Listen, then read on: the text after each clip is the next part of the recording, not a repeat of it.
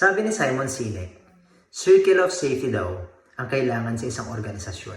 Ano nga ba yung circle of safety? Ito yung safe place para sa lahat ng miyembro ng isang organisasyon. Dito, ramdam nila ang pagpapahalaga at pag-aalaga sa bawat isa.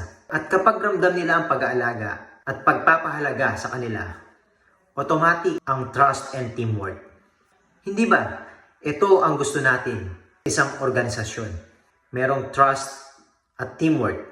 Yung tipong may sasalo sa'yo pag nagkasakit ka.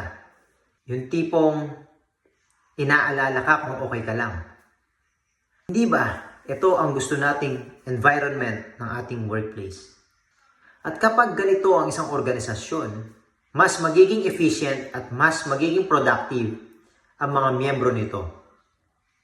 Mas lalago at mas aangat ang buong organisasyon.